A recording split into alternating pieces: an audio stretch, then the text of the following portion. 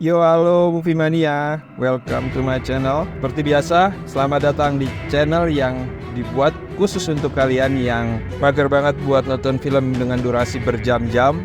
Di sini gue akan menceritakan alur film dengan jelas, singkat, dan padat tanpa mengurangi poin-poin penting dari filmnya itu sendiri. Oke, di video kali ini gue akan menceritakan alur film adaptasi dari novel terkenal karangan novelis Agatha Christie. Film yang berjudul Murder on the Orient Express menceritakan perjalanan seorang detektif terkenal bernama Hercule Poirot dalam membacakan kasus pembunuhan. Film ini merupakan salah satu film yang bertaburan bintang Hollywood. Ada Johnny Depp, si Kapten Jack Sparrow, Judi Dench, pemeran M, bos James Bond. Ada juga William Dafoe, si Green Goblin, Michelle Pfeiffer, anak tahun 90-an pasti tahu Michelle Pfeiffer siapa, dan juga Kenneth Branagh sebagai sutradara sekaligus pemeran Hercule Poirot dalam film ini. Oke guys, supaya durasi videonya nggak kepanjangan, yuk kita simak keseruan dari film Murder on the Orient Express. Hercule Poirot digambarkan sebagai detektif cerdas yang sedikit eksentrik. Ya, mirip-mirip Sherlock Holmes lah. Bayangin aja, saat sarapan, Poirot mengharuskan telur rebusnya memiliki tinggi yang sama. Kalau jalan, gak sengaja nginjek kuda. Kalau sebagian dari kita pasti ngebersihin sepatu kita. Poirot beda, dia malah nginjek kuda pakai sepatu yang satunya, biar seimbang katanya. Ya, buat detektif terbaik di dunia sih, bebas lah. Poirot saat ini sedang berada di Yerusalem. Dia diundang oleh kepala kepolisian setempat karena di Yerusalem terjadi pencurian. Yang pencurinya dicurigai salah satu dari 3 orang, yaitu seorang rabi, seorang pendeta, dan seorang imam. The old joke, yes, the rabbi, the priest, and the imam.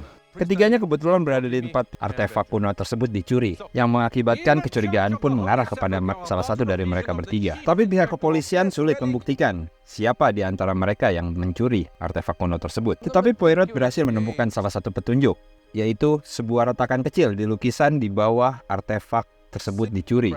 Menurut Poirot, retakan kecil tersebut bekas pijakan dari kaki sang pencuri saat berusaha mencuri artefak tersebut. Poirot pun berkata bahwa siapa yang paling diuntungkan dari pencurian tersebut.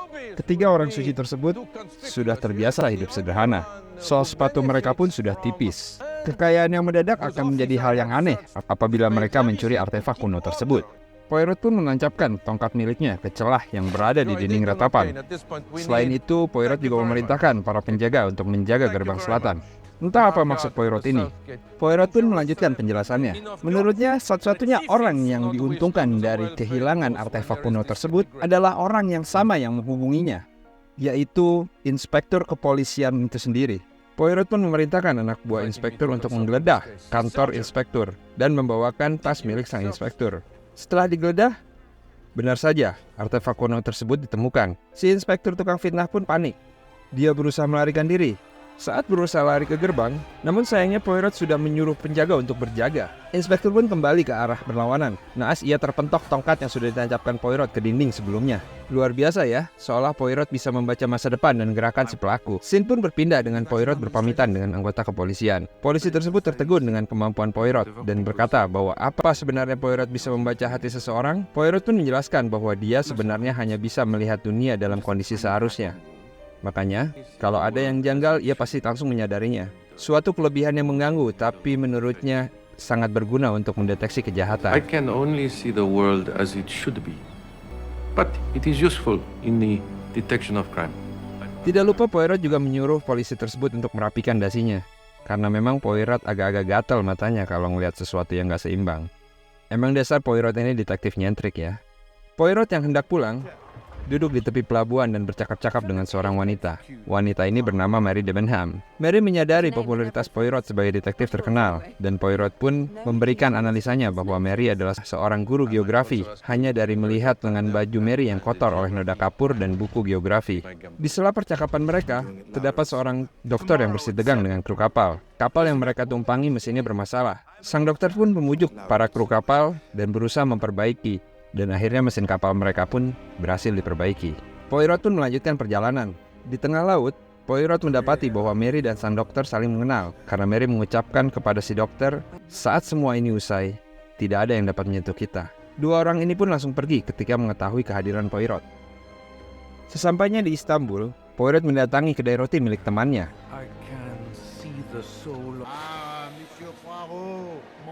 Di sana dia kebetulan bertemu dengan teman lamanya, Beau. Book menceritakan kepada Poirot bahwa saat ini dia bekerja sebagai direktur operasional di Orient Express, sebuah kereta mahal milik pamannya. Di sela percakapan Book dan Poirot, hadir seseorang dari kedubes Inggris. Sebelum menyerahkan surat, Poirot sudah mengetahui apa isi surat tersebut. Surat tersebut berisi mengenai panggilan dari pemerintahan Inggris untuk memecahkan suatu kasus. Poirot pun meminta bantuan Book untuk mencarikan tempat di Orient Express. My friend, I may not be good for much, but I sure as hell can get you a bed on my train in the dead of winter. Book pun menanggapinya dengan senang karena dia adalah direktur operasional dan dia bisa mencarikan sebuah kabin untuk Poirot. Dikarenakan Orient Express sudah penuh, Poirot terpaksa berbagi ruangan dengan seseorang bernama McQueen. Oke, sebelum kita lanjut, kita profiling sebentar siapa saja penumpang kereta Orient Express. Supaya kalian bisa tebak-tebakan siapa kira-kira korban dan pembunuh di film ini. Oke, yang pertama ada Edward Ratchet, seorang penjual karya seni yang paranoid. Selanjutnya, Masterman yang merupakan pelayan Ratchet, dan McQueen yang merupakan pengacara sekaligus akuntan Ratchet. Pasangan bangsawan Andrei, Rudolf dan Elena Andrei. Kemudian ada Princess Dragomirov dan pelayannya, Hildegard Schmidt yang seorang kebangsaan Jerman. Caroline Hubbard, seorang janda yang hobi jalan-jalan. Pilar Extravados, seorang misionaris yang kaku dan takut berbuat dosa. Gerard Hartman, seorang profesor mesin yang akan melakukan konvensi di Swiss. Ada juga Mary Debenham yang ternyata naik kereta yang sama dengan Poirot. Dan tidak lupa, dokter yang ternyata bernama Dr. Arbuthnot. Tentu saja tidak lupa detektif terbaik dunia, Hercule Poirot, dan temannya Book yang bertugas sebagai direktur operasional Orient Express. Kembali ke film, Orient Express pun memulai perjalanannya. Terlihat di suatu kabin, Edward Ratchet mendapatkan suatu surat ancaman, dan ia pun pergi keluar dari kabinnya. Di luar kabin ia bertemu dengan Miss Hubbard. Ratchet berusaha untuk menggoda Miss Hubbard, namun kelihatannya Miss Hubbard sudah kebal dengan godaan seseorang seperti Ratchet. Still the mouth opens.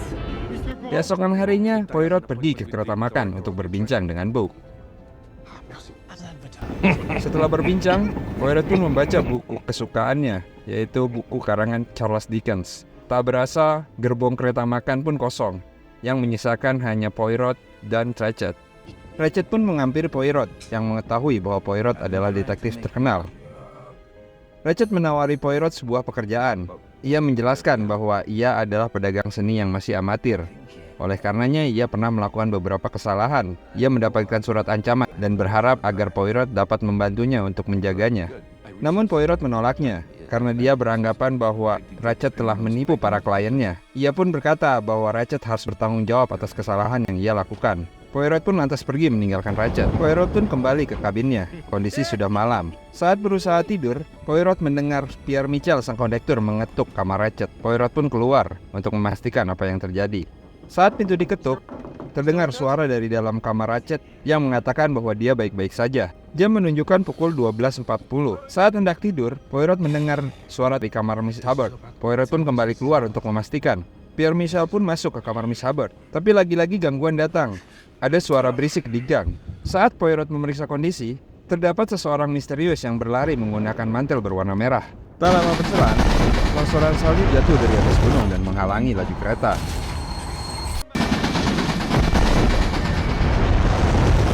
Karena menutupi lajur kereta, kereta pun harus terpaksa berada di sana hingga esok paginya.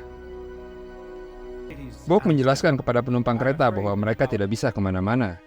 Tapi Book juga menjelaskan bahwa apabila kereta tidak sampai sesuai jadwal, maka mereka akan mendapatkan bantuan dari stasiun terdekat. Tetapi tetap saja penumpang kecewa atas keterlambatan tersebut. Di sisi lain, Masterman yang merupakan pelayan dari Mr. Ratchet mengantarkan makanan ke kabinnya. Kebetulan di situ ada Poirot yang baru keluar dari kabinnya. Poirot pun membantu Masterman untuk mengetuk pintunya. Karena tidak ada jawaban, Poirot pun melirik ke bawah pintu. Poirot pun menginstruksikan pada Masterman untuk memanggil Book dan Dr. Arbuthnot. Dengan menggunakan tongkat yang dimilikinya, Poirot pun memaksa masuk ke dalam ruangan tersebut. Book dan Dr. Arbuthnot pun datang. Mereka mendapati Ratchet sudah tidak bernyawa. Poirot pun meminta Dr. Arbuthnot untuk memeriksa Ratchet. Dr. Arbuthnot menjelaskan bahwa Ratched terbunuh dengan jumlah tikaman yang banyak dan seolah-olah sang pembunuh menutup mata saat melakukannya. Dr. Arbuthnot memperkirakan waktu kematian Ratched antara jam 12 malam hingga jam 2 pagi. Sang konektor mengatakan hal tersebut mustahil karena ia menjaga lorong sepanjang malam dan ia mengaku bahwa tidak ada satupun orang yang masuk ke kamar Ratched. Poirot dan Bogue pun pergi ke kereta makan untuk memberitahukan para penumpang lain bahwa ada yang terbunuh di kereta tersebut. Poirot pun memberitahukan bahwa dirinya adalah seorang detektif terbaik di dunia dan dia akan menyelidiki kasus ini. My name is Hercule Poirot, and I am probably the greatest detective in the world. Para penumpang pun kaget. Poirot mengatakan bahwa Ratched telah terbunuh dan pelakunya adalah salah satu di antara kita. Poirot pun mengatakan untuk para penumpang agar kembali ke kabinnya masing-masing dan akan menanyai mereka satu persatu. Poirot meminta Bogue untuk membantunya, karena hanya Bogue lah yang tidak ada di lorong tersebut saat pembunuhan itu terjadi. Orang pertama yang mereka tanyai adalah McQueen. McQueen adalah pengacara sekaligus akuntan Ratched. Ia sudah bekerja setahun terakhir dengan Ratched. McQueen menceritakan kepada Poirot bahwa Ratched adalah orang yang buruk dalam berdagang, dan Ratched merupakan orang yang kasar dan suka menghina. Oleh karenanya tidak aneh bahwa Ratched memiliki banyak musuh dalam bisnisnya. McQueen pun menunjukkan kepada Poirot surat-surat ancaman yang ditujukan kepada Ratched. McQueen mengaku bahwa ia terakhir kali bertemu Ratched jam 10 malam. Poirot dan Bogue pun kembali ke kamar Ratched. Mereka mendapati bahwa Ratched terbunuh dengan jumlah tusukan sebanyak 12 kali, yang semuanya membabi buta. Mereka juga mendapati jam tangan Ratched yang mati tepat pada pukul 1:15 pagi. Selain itu, Poirot menyadari bahwa Ratched telah dibius sebelumnya menggunakan obat tidur yang bernama Barbital, sehingga membuat Ratched tidak berdaya pada saat ia hendak dibunuh. Poirot juga menemukan sebuah sapu tangan berinisial huruf H yang terjatuh di kamar Ratched. Petunjuk lainnya yang ditemukan Poirot adalah secari kertas yang sudah terbakar di atas meja. Poirot merasa bahwa ada petunjuk penting di kertas yang terbakar tersebut. Dengan menggunakan Petromax, Poirot pun melihat apa tulisan yang sudah terbakar di kertas tersebut. Poirot pun berhasil membaca kertas yang sudah terbakar tersebut. Di kertas tersebut tertulis, "Darah ada di tanganmu dan kau akan segera mati." Selain itu, Poirot akhirnya mengetahui siapa nama asli Ratched. Nama asli Ratched adalah Cassetti. Poirot pun menjelaskan kepada Bogue bahwa 2 tahun yang lalu di Amerika ada sebuah kasus penculikan. Pilot yang terkenal bernama John Armstrong dan istrinya Sonia mendapati anak mereka satu-satunya telah hilang diculik pada saat ia sedang tertidur. Mereka berdua pun membayar uang tebusan untuk Daisy. Tapi malangnya, meski sudah ditebus, Daisy tetap dibunuh oleh Ratched atau Cassetti. Sonia, istri Armstrong, sedang mengandung ketika mendengarkan kabar tersebut. Dia syok dan membuat dirinya dan kandungannya tidak selamat. Sedangkan John sendiri ditemukan tewas, bunuh diri dengan menggunakan pistolnya. Poirot mengetahui itu semua dari John Armstrong sendiri. John menulis surat kepada Poirot untuk meminta bantuannya. Tapi sayang, saat suratnya tiba semua sudah terlambat. Darah Daisy Armstrong ada di tanganmu, dan kau akan mati karena hal itu. Setelah itu Nyonya Hubbard memberitahu Poirot bahwa pembunuhnya ada di kamarnya tadi malam. Poirot pun menanyakan kepada Miss Hubbard apakah ia mengetahui kasus Armstrong. Poirot pun menjelaskan bahwa Ratched adalah Cassetti, pelaku pembunuhan Daisy Armstrong. Nyonya Hubbard pun terkejut mendengarnya. Nyonya Hubbard memberikan bukti sebuah kancing kepada Poirot, dan Poirot pun membawanya sebagai barang bukti. Selanjutnya Poirot menginterogasi Masterman, yang merupakan pelayan dari Ratched atau Cassetti. Masterman mengatakan kepada Poirot bahwa ia memiliki penyakit tiroid, suatu penyakit yang tidak bisa disembuhkan, dan waktunya hanya tinggal beberapa bulan lagi. Masterman pun membantah bahwa dia telah memasukkan Barbital ke dalam kopi yang diminum oleh Ratched. Dia hanya mengambil kopi tersebut di kafe, dan siapapun bisa memasukkan obat tidur tersebut ke dalam kopi yang diminum oleh Ratched. Poirot pun melanjutkan interogasinya. Poirot menanyai Pilar Extravados yang seorang misionaris. Dia juga sebelumnya berprofesi sebagai perawat. Miss Pilar berada satu kabin dengan Mary Debenham. Pilar menyatakan bahwa ia melihat Ratched jam 22.40 dikarenakan ia salah membuka pintu. Yang sebenarnya ia hendak ke kamar Nyonya Hubbard di sebelah kamar Ratched untuk meminta aspirin. Pilar menjadi orang terakhir yang melihat Ratched sebelum kematiannya. Pilar juga menyatakan bahwa dirinya dan Mary tidak kemana-mana dan selalu bersama pada saat kematian Ratched. Dan mereka pun melanjutkan interogasinya dengan menanyai Gerard Hartman, si profesor, dan juga Marquez, seorang penjual mobil yang sebelumnya pernah berprofesi sebagai supir pribadi. Semuanya memiliki alibi karena mereka tidak meninggalkan kabinnya saat pembunuhan terjadi. Poirot dan Bogue pun belum menemukan petunjuk apapun. Poirot kemudian melanjutkan penyelidikan dengan menanyai Mary Debenham. Poirot pun membicarakan hukum Amerika kepadanya. Mary mengatakan bahwa ia tidak pernah ke Amerika sebelumnya. Poirot menanyakan kepada Mary, apa maksud perkataannya kepada Dr. Arbuthnot di kapal. Namun Mary menolak untuk menjawabnya.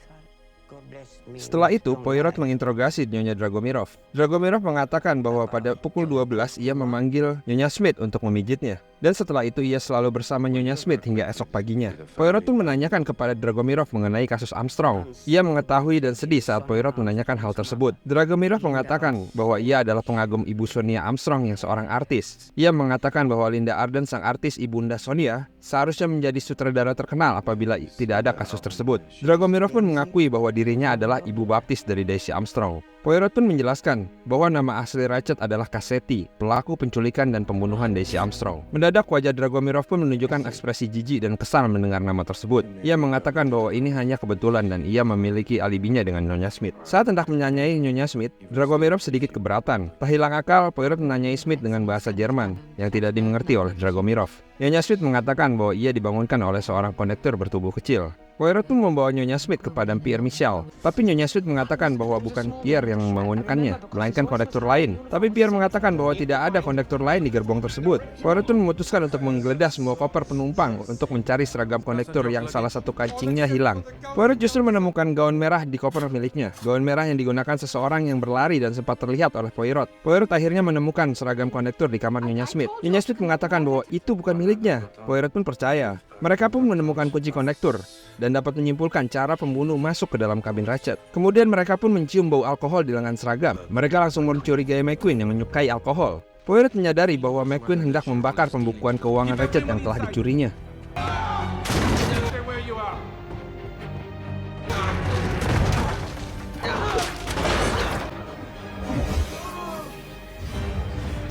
Poirot pun menuduh McQueen membunuh Ratched karena takut ketahuan ia telah menggelapkan uang Ratched. McQueen mengakui bahwa ia telah melakukan pencurian uang, tapi ia tidak mengakui bahwa ia telah membunuh Ratched. Dan tiba-tiba Dr. Arbuthnot datang, meyakinkan bahwa dirinya dan McQueen minum bersama hingga pagi hari. Poirot pun menanyai Arbuthnot. Diketahui sebelum menjadi seorang dokter, ia adalah seorang penembak jitu. Karena kestabilan tangannya tersebutlah, ia disekolahkan di sekolah medis. Saat menceritakan kasus Armstrong kepada Arbuthnot, Arbuthnot mengatakan bahwa ia tidak mengenal keluarga Armstrong. Poirot juga menanyai mengenai hubungannya dengan Mary Debenham. Poirot mencurigai Mary atas ucapannya di kapal. Tapi Arbuthnot kesal mendengar hal tersebut. Berusaha membela Mary, namun Poirot tidak mau mendengar alasan Arbuthnot. Poirot pun kembali ke McQueen. Ia mengungkapkan bahwa McQueen memiliki motif lain untuk membunuh Ratched. Poirot mengetahui bahwa ayah McQueen adalah jaksa penuntut di kasus Armstrong. Karena tidak memilih tersangka, ayah McQueen ditekan untuk menjadikan seorang wanita Prancis yang bekerja sebagai pembantu di rumah Armstrong. Perempuan yang bernama Susan yang dijadikan tersangka ini pun bunuh diri. Dan setelah di kemudian hari baru diketahui Cassetti lah pelakunya. Akhirnya karir ayah McQueen pun hancur karena hal tersebut. Tetapi McQueen tetap menyangkal bahwa ia telah membunuh Ratched. Bahkan ia tidak mengetahui bahwa Ratched adalah Cassetti sebelum malam ini. Tiba-tiba saja terdengar teriakan Nyonya Hubbard. Nyonya Hubbard ditikam oleh seseorang yang masuk kabinnya. Beruntung tikaman tersebut tidak membahayakan nyawanya. Nyonya Hubbard menyalahkan Poirot yang menuduh McQueen, tapi justru pembunuh sebenarnya masih berkeliaran bebas. Poirot pun mendatangi kabin pasangan bangsawan Andrei. Di sana Poirot menemukan barbital, obat tidur yang digunakan Elena karena Elena memiliki penyakit sulit tidur. Poirot menyadari bahwa pasangan Andrei telah berbohong kepadanya. Ternyata nama Elena adalah Helena. Mereka beralibi bahwa hal ini mereka lakukan karena mereka takut dicurigai. Dikarenakan Poirot menemukan sapu tangan berinisial H. Tapi tidak sampai situ saja. Poirot membeberkan bahwa nama asli Helena adalah Helena Goldenberg, adik dari Sonia Armstrong. Kon Andrea mendengar hal tersebut pun marah dan mengusir Poirot. Di saat bersamaan, muncul Hartman yang membawa sepucuk pistol. Kini giliran Hartman yang dikuliti oleh Poirot. Poirot mengatakan bahwa ia mengetahui sandiwara Hartman, bahwa Hartman bukan profesor dan orang Jerman. Akhirnya Hartman mengakui bahwa dirinya adalah detektif Pinkerton yang disewa Ratched untuk melindunginya. Tapi tidak sampai situ, Poirot menyatakan bahwa Hartman adalah seorang polisi hanya dari gagang pistol yang ia bawa. Hartman pun terdiam dan meninggalkan pistolnya di meja. Poirot yang sudah mendapatkan banyak petunjuk tapi belum mengetahui siapa pelaku sesungguhnya. Poirot pun ragu akan kemampuannya. Well, bagaimana dengan kalian guys? Apakah kalian bisa menebak siapa pelakunya? Keesokan paginya, seluruh penumpang dievakuasi menuju terowongan karena kereta akan dikembalikan ke lajurnya. Poirot memutuskan kembali berbincang dengan Mary Debenham. Poirot sadar semua orang di kereta telah berbohong kepadanya, termasuk Mary. Mary yang mengatakan bahwa ia tidak pernah ke Amerika. Namun kenyataannya Poirot mengatakan bahwa Mary tinggal di rumah Armstrong pada saat kasus penculikan terjadi. Ia adalah guru Daisy Armstrong. Poirot pun melanjutkan tuduhannya bahwa Mary yang merencanakan pembunuhan ini. Namun tiba-tiba muncul Dr. Arbuthnot yang menembak Poirot tepat di lengan kanannya. Ia mengakui bahwa dirinya lah yang membunuh Ratchet dan Mary tidak bersalah. Arbuthnot mengatakan bahwa dirinya adalah teman dan anak buah John Armstrong. Bahkan John Armstrong lah yang memberikan sekolah medis kepada Arbuthnot. Namun Cassidy menghancurkan semuanya. Poirot dan Arbuthnot pun terlibat perkelahian. Saat posisi terdesak, beruntung Book datang tepat waktu dan menyelamatkan Poirot. Poirot pun menuju terowongan. Ia berkata bahwa mereka semua telah berbohong. Waktunya untuk memecahkan kasus ini, ucapnya. It is time to solve this case. Poirot berbicara kepada seluruh penumpang. Kasus ini adalah kasus pembunuhan, dan ada dua solusinya. Yang pertama adalah Ratchet dibunuh oleh mafia Italia yang telah ia tipu, dan pembunuhnya melarikan diri pada saat kereta berhenti. Dan solusi kedua adalah menemukan pembunuh sebenarnya. Karena semua penumpang berkaitan dengan keluarga Armstrong, semuanya pun memiliki motif untuk membunuh Cassidy, Dr. Arbuthnot yang merupakan teman sekaligus bawahan John Armstrong, Mary Debenham yang merupakan guru Daisy Armstrong, Helena, adik Sonia Armstrong, Natalia Dragomirov yang merupakan ibu baptis Daisy, pemilik sapu tangan berinisial H yang dalam alfabet Rusia dibaca N, Natalia Dragomirov, dan Nyonya Smith yang merupakan juru masak keluarga Armstrong, Nyonya Pilar yang merupakan pengasuh Daisy Armstrong, Masterman yang merupakan pelayan di keluarga Armstrong, Marquez merupakan supir pribadi keluarga Armstrong, Hartman seorang polisi yang ternyata adalah kekasih Susan, pembantu keluarga Armstrong yang bunuh diri akibat kasus tersebut, McQueen yang karir ayahnya hancur karena kasus Armstrong, dan sang konektor Pierre Mitchell yang sebenarnya adalah saudara kandung Susan Mitchell. Poirot melanjutkan, dan hanya satu orang yang paling tersakiti karena kejadian Armstrong, Linda Arden sang artis, ibu dari Sonia Armstrong dan nenek dari Daisy. Ya, Nyonya Hubbard, ia adalah Linda Arden sang artis. You're an awfully clever man. Tapi lalu siapa yang menikam Ratchet? Poirot pun melanjutkan, 12 orang telah hancur kehidupannya setelah kejadian itu, dan mereka semua melakukan pembunuhan demi menuntut keadilan. Ya, mereka semualah yang bekerja sama membunuh Ratchet. Namun Poirot memberikan opsi kepada mereka semua untuk membunuhnya jika ingin bebas. You must silence me. Book can lie. Karena Poirot merupakan seorang detektif yang tidak dapat berbohong mengenai kebenaran. Poirot pun meletakkan pistol, dan Linda Arden pun mengambil pistol tersebut. Nyonya Hubbard mengatakan bahwa dirinya telah mati bersama Daisy, dan dirinya lah yang bertanggung jawab. Alih-alih menembak Poirot, ia justru menembakkan pistol ke arah dirinya sendiri. Untungnya pistol tersebut kosong tak berpeluru. Hal ini sengaja Poirot lakukan karena ia mengetahui bahwa mereka semua sebenarnya bukanlah pembunuh, hanya 12 orang yang jiwanya tersakiti dan menuntut keadilan. Kereta pun melanjutkan perjalanan. Sesampainya di stasiun terdekat, Poirot menjelaskan kepada polisi setempat bahwa Ratchet dibunuh dan pelakunya berhasil melarikan diri. Sebelum ia meninggalkan kereta, ia berpamitan dengan para penumpang. Poirot berkata kepada mereka bahwa dalam kasus ini keadilan tidak bisa ditimbang secara adil, dan ia harus belajar menerima ketidakseimbangan tersebut. Tidak ada pembunuh di kasus ini, hanya orang-orang yang memiliki kesempatan untuk pulih. Mereka semua bebas dari tuduhan dan Poirot pun turun meninggalkan kereta. Kereta pun melanjutkan perjalanannya dan film pun berakhir. Well guys, bagaimana menurut kalian mengenai film detektif ini? Apakah kalian suka dengan model film detektif kayak gini? Jangan lupa tulis di kolom komentar ya guys. Film seperti apa yang kalian suka untuk menceritakan alur ceritanya? Jangan lupa like dan subscribe. Saya undur pamit dan sampai jumpa di video selanjutnya. Salam Movie Mania.